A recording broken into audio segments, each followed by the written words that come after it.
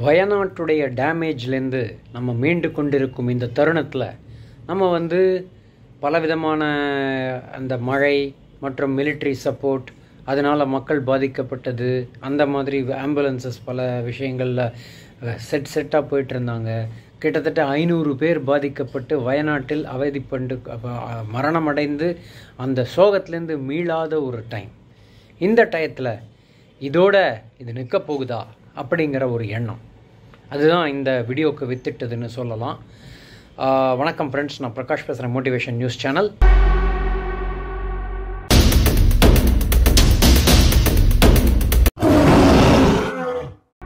வயநாடினுடைய ஒரு தனி வீடியோ நம்ம போட்டிருந்தோம். அந்த சோகம் அப்போ நான் சொல்லும்பொழுது 93 பேர் இறந்திருந்தனர்.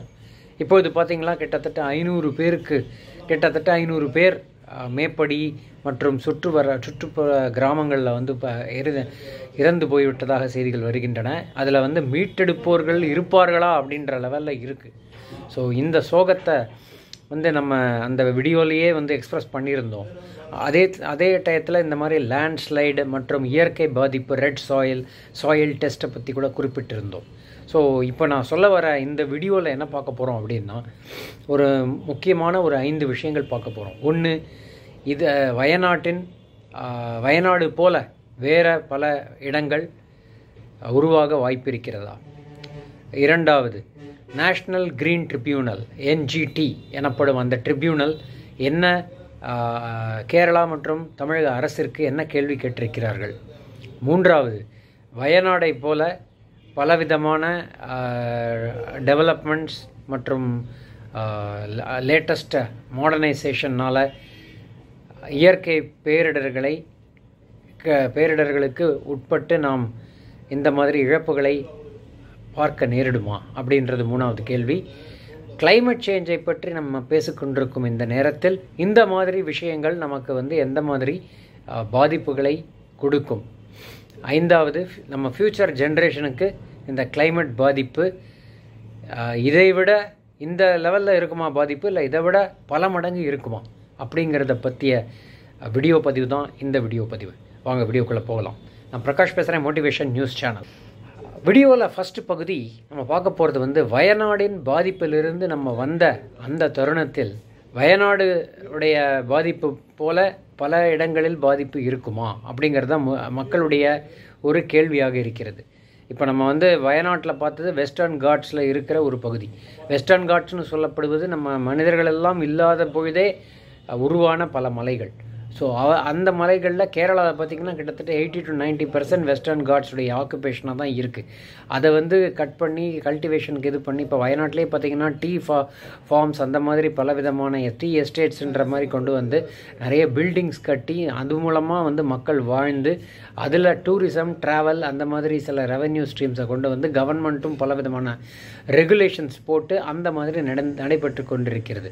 இதுபோல் தான் கேரளாவில் பல இடங்களில் நடைபெற்று கொண்டிருக்கிறது என்பது நிதர்சனமான உண்மை.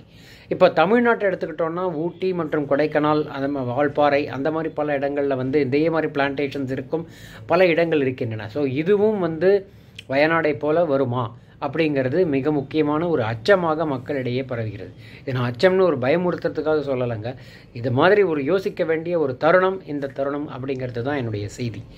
சரி, இப்போ வந்து NGT எனப்படும் நேஷ்னல் கிரீன் ட்ரிபியூனல் அவங்க என்ன சொல்கிறாங்க அப்படின்னா, அவங்க கேட்குற கேள்வி கேரளா மற்றும் தமிழ்நாடு கவர்மெண்ட்டுக்கு, நீங்கள் வந்து இந்த மாதிரி பிளான்டேஷன்ஸ் ஆர் ரதர் இந்த மாதிரி மலை சார்ந்த பகுதிகளில் வந்து ஹியூமன் ஆக்டிவிட்டீஸ் நிறைய பண்ணுறீங்களே, இதை வந்து அது பண்ணுவது நியாயமா அப்படின்ற மாதிரி ஒரு விஷயத்தை வந்து எழுப்பியிருக்கிறார்கள். அதாவது நியாயமானு கேட்காம இந்த மாதிரி பண்ணும்பொழுது ப்ராசஸ் அண்ட் பாலிசிஸ் ரூல்ஸுகளை பின்பற்றப்படுகிறதா அப்படிங்கிற கேள்வி வந்து 2 கவர்மெண்ட்ஸையும் பார்த்து கேட்டிருக்கிறார்கள் என்பது மிக முக்கியமான விஷயம். ஏன்னா வந்து நம்ம என்ன தான் ஆக்டிவிட்டீஸ்லாம் பண்ணாலும் இந்த மாதிரி பேரிடர் வரும்பொழுது கண்டிப்பாக யாரும் பிழைப்பதற்கு வாய்ப்பில்லை. இப்போ வந்து இந்த மாதிரி சில பேரிடர்கள் வந்திருக்கிறதுன்னு நம்ம சோகப்படும் பொழுது இதை தவிர்த்திருக்கலாமோ அப்படிங்கிற ஒரு செய்தியும் நமக்கு வந்து தெரியும் பொழுது மனசுக்கு கொஞ்சம் கஷ்டமாக தாங்க இருக்குது. ஸோ இதுதான் வந்து நேஷ்னல் க்ரீன் ட்ரிபியூனலை பற்றிய அந்த செய்தி. மூணாவது வந்து நம்ம வயநாடை போல் பல இடங்களில் இந்த மாதிரி பண்ணுறது வந்து பேரிடர்கள் வருவது கிளைமேட் சேஞ்சால் தானா அப்படின்ற ஒரு செய்தி வருகிறது. நமக்கு தெரியும் கண்டினியூஸாக இப்போ வயநாடு எடுத்துக்கிட்டாலுமே நம்ம ரெட் சாயில் இருக்குது.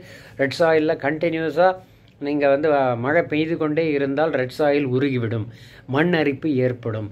மண் அரிப்பு ஏற்படும் போது ஆட்டோமேட்டிக்காக லேண்ட்ஸ்லைடு ஏற்படும்.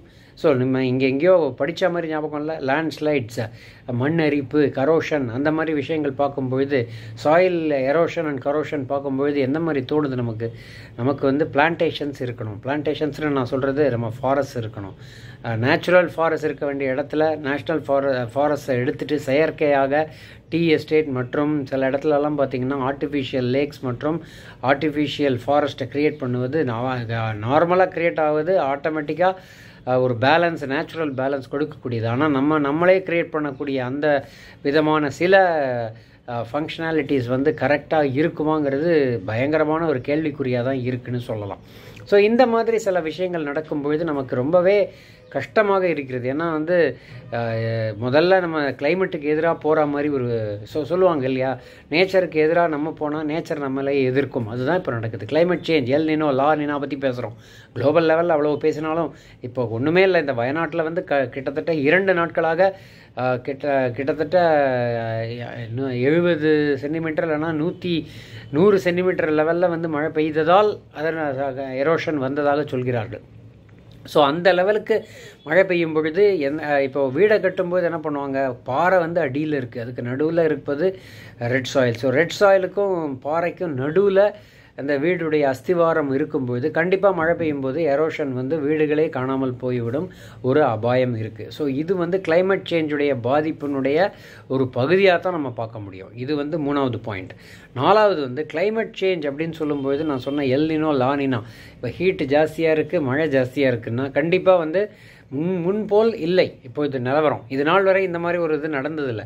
பட் வர அந்த மாதிரி நடக்கும்ன்ற ஒரு இப்போ என்ஜிடிலேயே வந்து 2010லேயே வந்து இந்த மாதிரி சில ப்ரொப்போசல்ஸ் கொடுத்துருந்தாங்க. அஸ்ட்ராலஜியில் பார்த்திங்கன்னா போன வருடமே இந்த மாதிரி லேண்ட்ஸ்லைட்ஸ் வரும்னு சொல்லியிருந்தாங்க. ஸோ பல விதமான விஷயங்கள் நடைபெறும்போது கண்டிப்பாக வந்து நமக்கு இந்த மாதிரி விஷயங்கள் அஃபெக்ட் ஆவதற்கு காரணங்கள் முன்னாடியே எச்சரிக்கை விடுக்கப்படுகிறது. நம்ம எச்சரிக்கையை வந்து இப்போ ஃபார் எக்ஸாம்பிள் சென்ட்ரல் கவர்மெண்ட்லேயே சொன்னாங்க, ஒரு வாரம் முன்னாடியே நாங்கள் சொல்லியிருந்தோம்னு கூட சொன்னாங்க. அந்த மாதிரி சில எச்சரிக்கைகள் விடுக்கப்படும் பொழுது அதை உதாசீனப்படுத்தின மாதிரியோ இல்லை கண்டுக்காமல் இருக்கும் பொழுதோ இந்த மாதிரி பேரிடர் நடக்கும்போது கண்டிப்பாக வந்து மக்களுக்கு தான் வந்து அது ஒரு சாபக்கேடாக வந்து விடுகிறதுங்கிறதுல எந்த சந்தேகமும் இல்லை. ஸோ ஃபைனலாக நான் சொல்ல வர பாயிண்ட் என்னென்னா, நேச்சுரல் கலாமிட்டி, நேச்சர், இதெல்லாம் நீங்கள் வந்து எதிர்த்து போராடணும் அப்படின்னா கண்டிப்பாக அதை நேச்சருடைய லாவை அவாய்ட் பண்ணி நம்ம இது பண்ணணும். இப்போ பல இடங்களில் பார்த்திங்கன்னா அஃபாரஸ்டேஷன் அப்படின்னு நம்ம ஜியோகிரஃபியில் அந்த காலத்தில் படிச்சிருப்போம். அந்த அஃபாரஸ்டேஷனுங்கிற கான்செப்டே இப்போ இல்லை.